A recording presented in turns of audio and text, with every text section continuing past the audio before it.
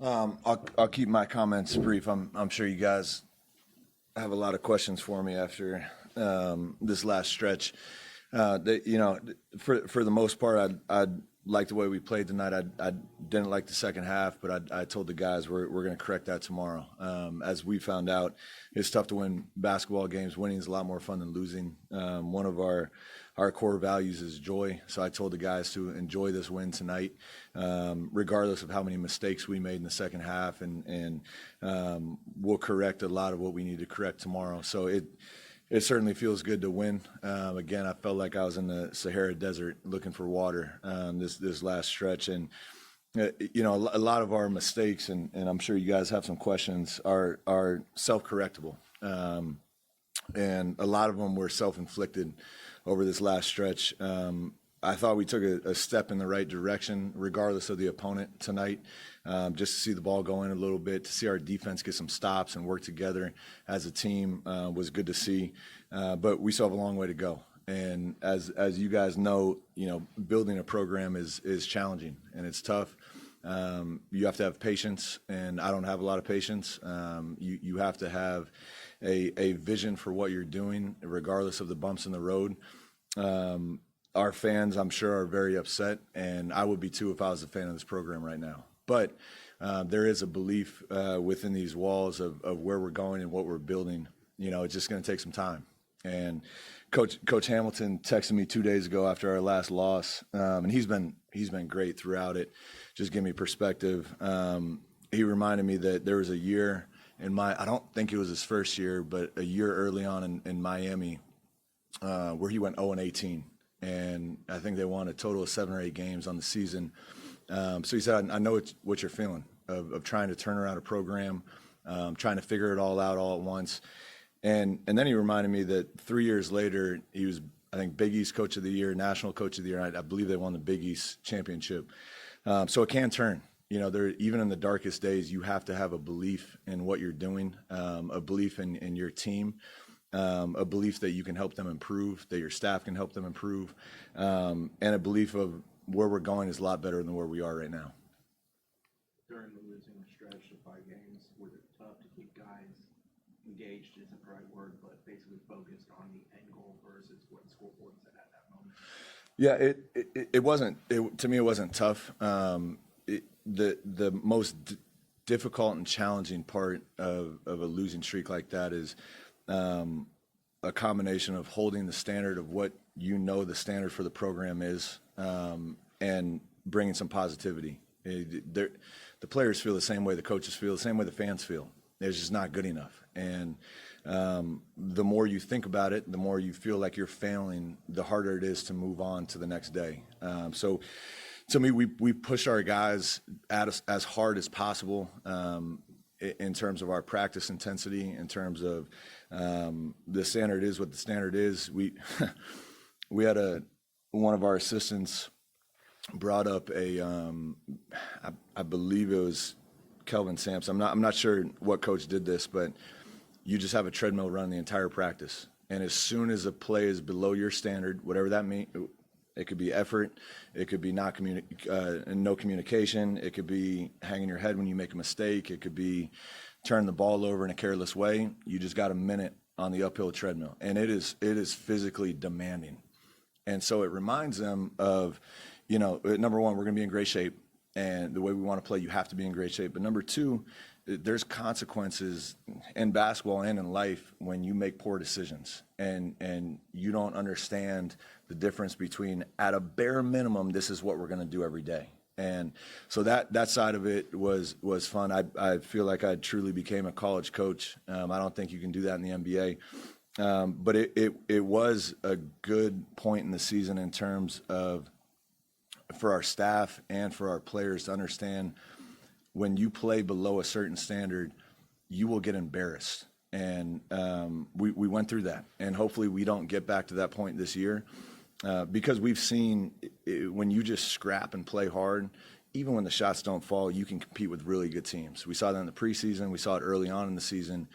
And we let go of the rope a little bit. And that's one thing, as long as I'm coaching here, I won't allow. And I told our players, if I see it on my staff, I will replace them. We cannot have quit in us.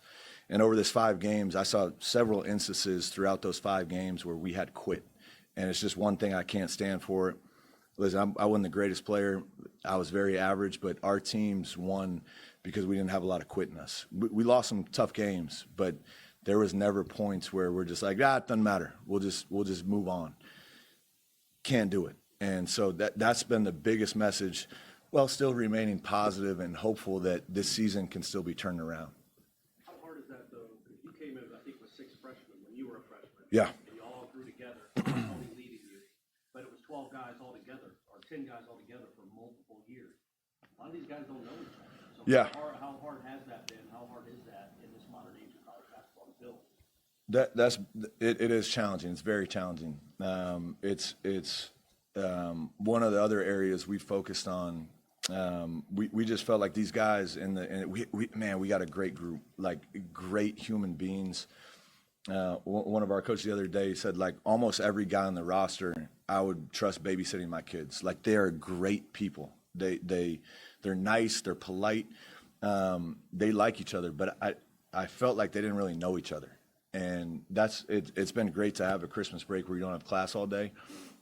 Because we had some sessions where it was like we force these guys, no phones, you look each other in the eyes and you get to know each other. And that part of it, it's a little cheesy, but to me it pays dividends with these guys of like, okay, now I know you. Now I know what makes you tick. Now I know how to talk to you, what motivates you. Even for our staff, we learn things about our guys that we didn't know. And I think that part of it, to your point, our teams here, and I'd hate going back to my playing days because it's not about me, it's about these guys. But our teams like genuinely cared about each other. They loved each other. We would take a bullet for anyone on that team. But that came from a lot of time, spending time together, communicating, hanging out off the court, like really getting to know each other. And that's a challenge in this day and age because the reality is, if you're lucky, if you're fortunate, you have 4 or 5 guys return. If you're super fortunate, and I don't know how many programs even had that in the ACC. So it's a speed dating course of like, not only we got to get to know each other, we got to care about each other because the best teams you can tell are connected on and off the court. You mentioned there being several things that you talked about were self-inflicted and that you believe are correctable. Yeah. Was there, when y'all went back and maybe looked at the film, the totality of the 5-game streak, is there something that you point to and say, all right, that we can fix going into ACC play? Yeah, to me, there's about 20 things. I'll hit the highlights really quickly. Our transition defense was abysmal. Our paint defense was atrocious. We couldn't keep anyone in front of us. We were getting blown by left and right. And then our shift defense, our gap defense was even worse. It was like the initial defender would get blown by, which is already unacceptable, and no one was there to help him. And then even worse than that, our rim protection was totally out of position. So either it was just a complete wide open layup or dunk or foul. We put Dayton on the line 47 times, and it just boiled down to we didn't contain the ball and we didn't shift behind the ball, and we were so out of position we just fouled over and over again. Those two things defensively were so incredibly poor that you can't beat bad teams playing that way. And so that's been our focus the last couple of days of, number one, you got to have some pride of sitting down and keeping the ball in front of you. Again, even bad defenders, just if you have an ego, you are just going to slide your feet. You're going to know where your help is, and you're going to send them to your help. And then the help's got to be there, and you got to plug the gap and force that simple one pass away. And then the next guy's got to help the helper, and it's 5 guys working together to keep the ball out of the paint. And that's where efficient defenses are really good. You look at the best defenses, both at the NBA and college level, they do an unbelievable job of containing the ball, but then helping the contained guy behind the play. So that to me, we gave up way too many just easy, like they're going to make them 10 out of 10 times, both in transition and in the half court defensively. And we gave up, I think, 483 points in a 5-game stretch, which is absurd. And then offensively, we when the game gets tight, we have a lot of guys, again, that I feel like are good guys and they care, but they try to do it on their own. When the game gets tight, that's even more so of how can I get a shot for the guy next to me? And that is contagious. When your focus is, I'm going to get you a great shot, and you're thinking the same thing, all of a sudden you get unbelievable looks. And I felt like in this stretch, we had way too many isolated possessions that strung together of, I'm just going to go do it on my own because I want to win. And that is what digs the hole even further offensively. And then when you're not getting stops and you're fouling, it's really hard to play the style we want to play in terms of our pace. Everything is take the ball out of bounds. Everything is off of a free throw.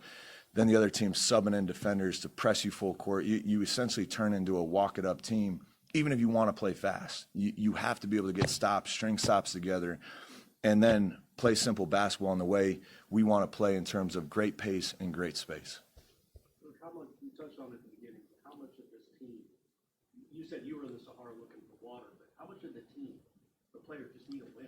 Yeah. And even against a not great team, obviously, can that spark confidence just to go out and play well and dominate like that?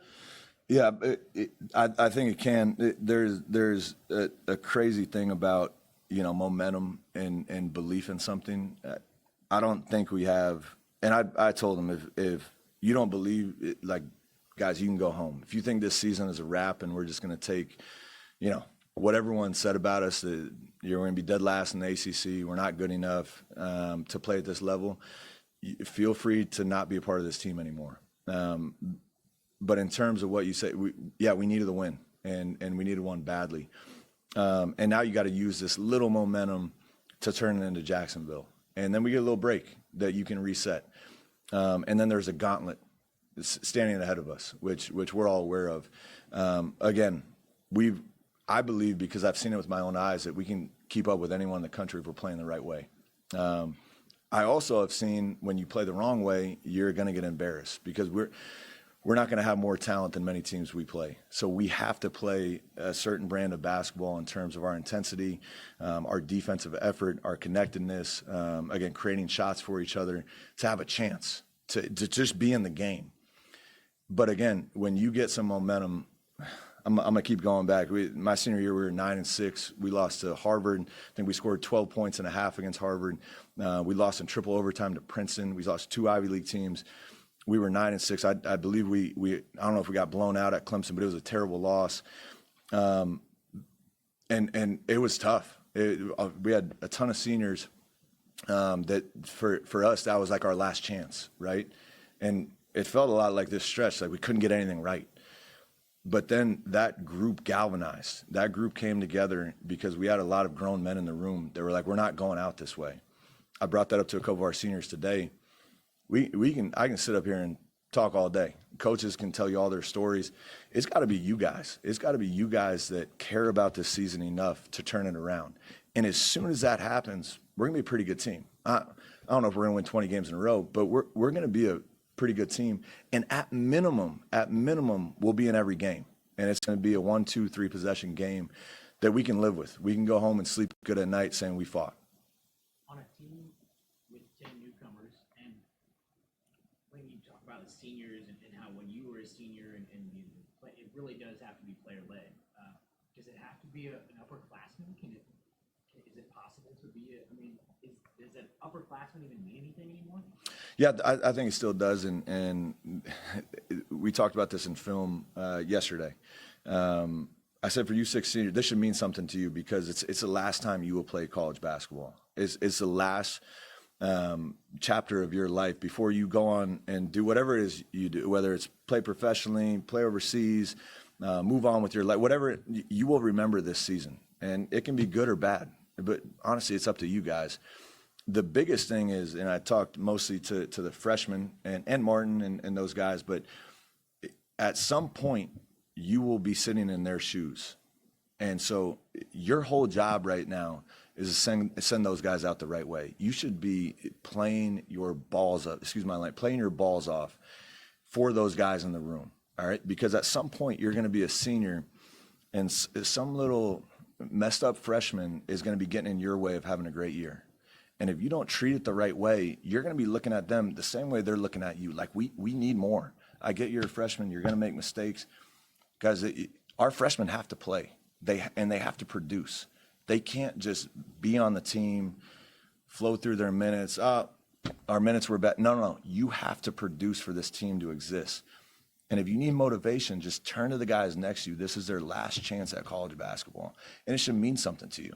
And I think it struck a chord with them. And maybe it didn't, but just the way Cam played tonight, it was like he shot out of a cannon. And I don't know if that was his motivation. He had some substance to him tonight. If Cam Miles plays that way for us the rest of the year, and he doesn't have to score 15, have 6 assists, but just with that energy and that spirit and that soul, we're going to be a really good team. We cannot have games where all 3 of our point guards foul out. It just can't happen. We cannot have games where Chauncey Wiggins has 2 rebounds in 2 games. And I told him that. He is a heck of a player. And I still believe in him. We can't have games where LeJay Jones he's just chucking guys because he's pissed off. Like, you have to produce. But it has to be, what is your motivation? Is it just to go play professional basketball? To me, the best teams care about each other and they want each other to succeed. And as soon as that happens, man, I'm telling you, hopefully this happens. This team can take off in a positive way. But it has to mean something more of just like me. How can I help this other guy succeed? Coach, you mentioned about the technique with Hamilton. You want to step on more little details about like what kind of word of encouragement that he has been giving you throughout the street, like what is some like the best advice that you've been giving? Yeah, the good thing about coaching is it's a pretty small fraternity, and some coaches hate each other. Most just want each other to do well. And the cool part about having Coach Hamilton and the relationship we have is he cares about me, and I care about him, and I will always take his advice. And he sat in my seat several times in several different programs. Obviously Oklahoma State, Miami, he had to completely turn around that program, and even here, it was when he stepped into the seat here, the program was in a tough spot, and it takes time. Even beyond Coach Hamilton, though, there's been so many coaches. Even Frank Martin reached out as a coach, not only coming up in Florida. He remembers me coming up through Florida as a high school player, and he gave me some great advice of like, I still remember my first job in college and how challenging it was because everything was new. You're coaching guys a different way. It was flipped for him. He was coming up from high school. I'm coming down from the NBA, but the challenges are still the same. You're trying to figure out how to motivate, trying to figure out how to help these kids individually on and off the court, and then you're trying to galvanize a group that barely knows each other. So all of those things, I'm grateful for a lot of the older coaches in my life. Mike Brown sent me a message the day they won the NBA Cup, and he just said, above all else, be yourself. You're going to make mistakes. Be yourself and be positive. As soon as you go negative, the whole group will go negative. Great advice. But I'm enjoying this because I'm learning so much. I didn't enjoy losing 5 games in a row, but I probably learned more in that 5-game stretch about coaching and about leading than at any stretch in the last 10 years of coaching for me, which I think is going to be really beneficial for me and our staff in the long run. Chris, with you losing 5 in a row and then coming out and building such a large lead in the second half, what were you looking for and were you pleased with how they executed in the second half? I was not. And I'll keep it at that because we're going to enjoy the win, and we're going to clean that up tomorrow when we watch film. I think our guys are well. I told them in a few timeouts that we're playing below our standard, and this is how you get embarrassed against good teams. But I'm not going to go into too much detail on that. I'm going to enjoy this win, and we will certainly correct that tomorrow. I will tell you, the players came up with this at halftime. They wanted to keep the opponent under 40 points. I think that's 17 at half. They came up with that number. They scored 49, and they're going to come up with a punishment for those 9 points extra that Mississippi Valley. The best teams are self-disciplined and they hold each other accountable. So it's going to be really interesting to see what they come up with as their punishment for those 9 extra points. Thank you, guys. Thank you.